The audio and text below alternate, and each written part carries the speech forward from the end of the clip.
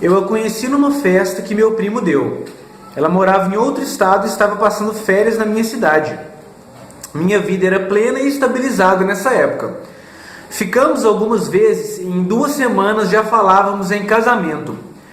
Namoramos 6 meses à distância e a fase de idealização durou quase 2 anos. Mesmo durante essa fase, havia muito ciúme, muito drama e instabilidade emocional.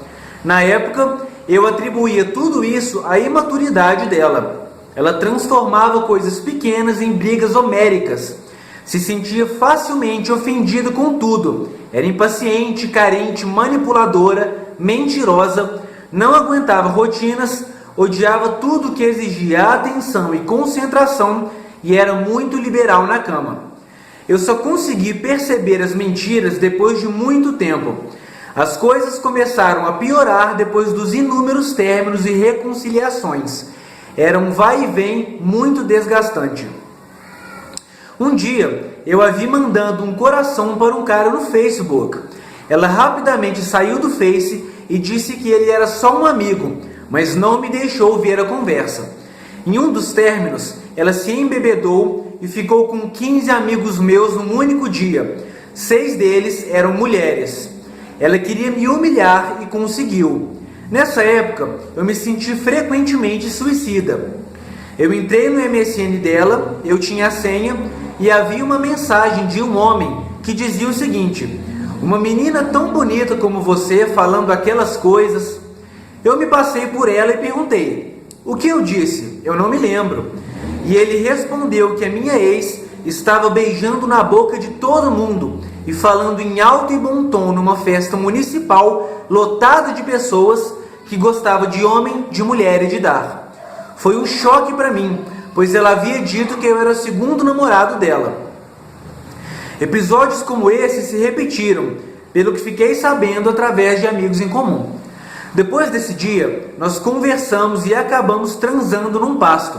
Já era de manhã e havia pessoas circulando pelas ruas. Eu disse: vamos parar, tem gente olhando. Ela se enfureceu e respondeu com cara de nojo: fulano, era um amigo meu, é muito melhor do que você. Além de humilhado e devastado, eu tive que engolir a depressão sozinho, porque ela destruiu todas as minhas amizades e todos estavam debochando de mim nessa época. Quando o homem sofre abuso, a sociedade ri da cara dele. Fui tolo e acabei perdoando, mas a minha vergonha de sair com ela na rua ainda era enorme. Decidi lhe dar uma chance, desde que ninguém soubesse, pois a fama dela era agora de vagabunda e louca. Depois da reconciliação, ela saiu para fumar maconha com uma amiga e se recusou terminantemente a dizer onde estava. Ela tem problemas com drogas e bebidas e em certa ocasião eu a vi na rua, cercada de marginais, vomitando porque tinha cheirado pó e bebido muito. Mesmo depois de tudo que ela tinha me feito, eu parei para ajudar, liguei para um amigo e ele a buscou de carro e a levou para minha casa. Ela é ingrata e não reconhece nada disso.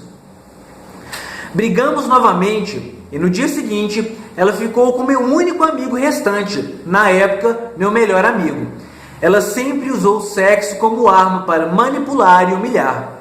Depois disso, ela se mudou para a casa da tia. Foi um alívio, já que ela não trabalhava e nunca lavou sequer uma louça em casa.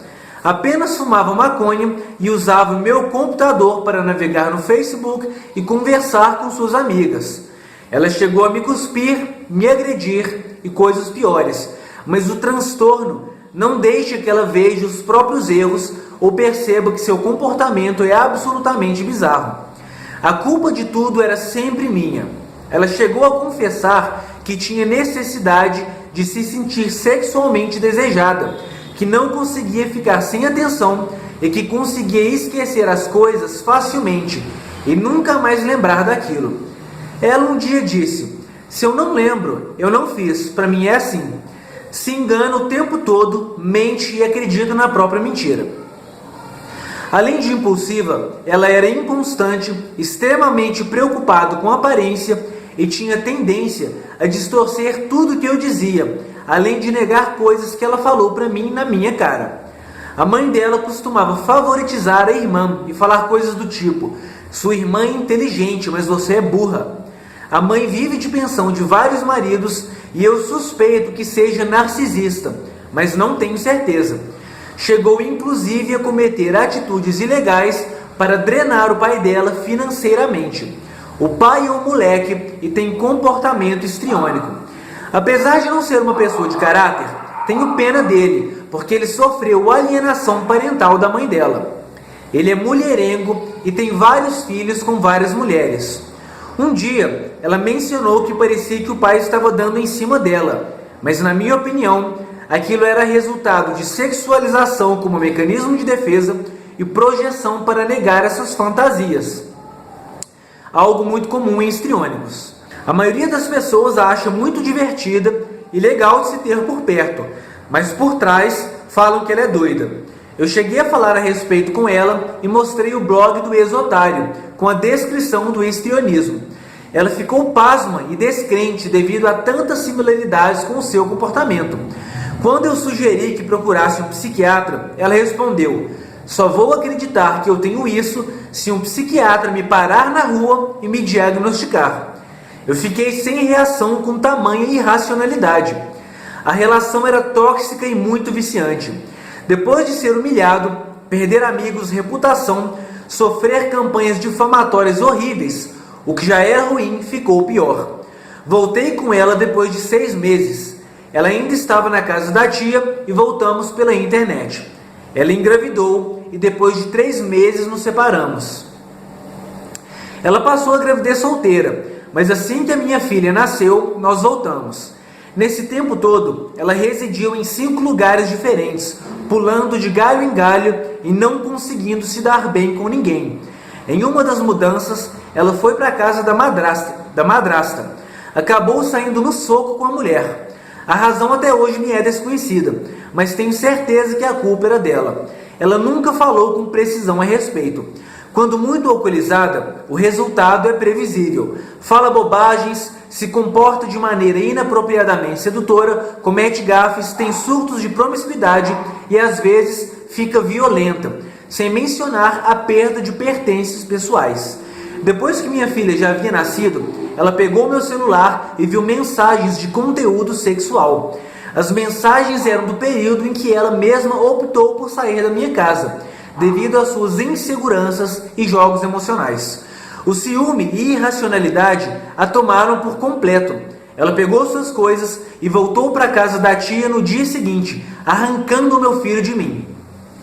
Aqui, meu filho tinha instabilidade familiar e até plano de saúde, mas nada disso importou. Preferiu continuar com seu ciclo nômade. Quando chegou o dia da audiência, ela pediu 50% do salário mínimo, mas eu estava desempregado. O valor ficou fixado em 40%, mais do que eu podia e ainda posso pagar. Seu truque para conseguir isso foi ameaçar levar a minha mãe na justiça. Eu achei injusto, já que a minha mãe já tinha criado 2 filhos, era mãe solteira e já tinha tido a sua parcela de problemas na vida. Eu não achava isso justo. Acabei caindo na chantagem e até hoje isso me prejudica demais. Estou fodido financeiramente e prestes a ser preso. Além da pensão alta, a minha família sempre ajudou financeira e psicologicamente, não só a minha filha, mas a ela também. Fiquei 4 meses sem pagar devido ao desemprego e sei que meu futuro é certo, é a cadeia. Estou esperando chegar a intimação. Meu filho não tem referência de lar, já que se muda toda hora e me odeia. Embora ela jure de pés juntos que não cometeu alienação parental. Durante a gravidez, ela fumava escondido quando eu ia tomar banho, cigarro e maconha. Mas para todas as pessoas, eu sou o pai que abandonou, que traiu, que é um monstro, só porque dei comidas saudáveis para ela durante a gravidez. Ela distorce e diz que não havia nada para comer na minha casa. Recentemente, 4 anos depois disso tudo, nos reencontramos e fizemos sexo. Eu não tinha e jamais terei nenhuma intenção de voltar com ela. Em uma dessas ocasiões, ela chapou o caneco. Tinha uma garota usando o banheiro da festa. Sem nenhuma razão, ela começou a chutar a porta do banheiro e espancou a menina, à toa. Acabou tomando uma mordida no rosto que deixou a cara dela marcada por todo o mês. Nesse mesmo dia, ela fugiu do SAMU e foi parar na minha casa. Ainda fez a minha mãe pagar o mototáxi dela. Ela estava confusa e dizendo que as amigas dela não gostavam dela, porque ela era a mais bonita. Na minha opinião, ela deve ter dado em cima dos namorados das amigas devido à bebedeira, mas eu não tenho certeza disso. No outro dia, ela chegou, como sempre, alcoolizada na minha casa, com um outro cara, às 5 da manhã.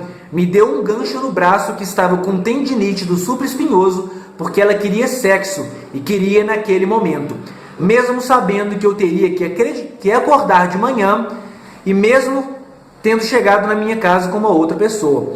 A sociedade jamais entenderá que eu fui forçado a fazer sexo aquele dia e que, se fosse ao contrário, eu poderia ter sido acusado de estupro. No dia seguinte, ela acordou como se nada tivesse acontecido e me acusou de tratá-la mal. Foi a última vez que tivemos contato próximo. Hoje, eu aceito plenamente a verdade. Histriônicos são monstros e jamais irão mudar. São crianças hipersexuais e extremamente manipuladoras. Usam a fragilidade para tocar no coração das pessoas e amam falar mal dos ex-namorados. Ela tem convicção sincera e genuína de que ela foi minha vítima. Tamanha sua falta de noção a respeito do problema. Meu filho tem atrasos na fala e frequentemente fica com o olhar vago e vazio, olhando para o nada. Para finalizar, pergunto a vocês: se um pai fosse alcoólatra, violento, narcisista, mudasse de lar com frequência, tivesse espancado uma pessoa sem motivo, o que faria o excelentíssimo juiz? Terminaria a visitação, tenho certeza. Mas quando uma mulher faz isso tudo, e quando uma mulher em 5 anos trabalhou apenas 4 meses, como é o caso da minha ex-esposa, a justiça se finge de cega e nada faz. Amigos, não tenham filhos. O Estado odeia o homem e você jamais poderá vencer na vara de família. Esses juízes têm sangue nas mãos, sangue dos homens que se suicidaram por situações como essa que eu passo agora. Pai é pagador de pensão, é lixo, é aquele que abandona, é aquele por quem a sociedade não tem mais nenhum respeito. Somos um banco e nada mais.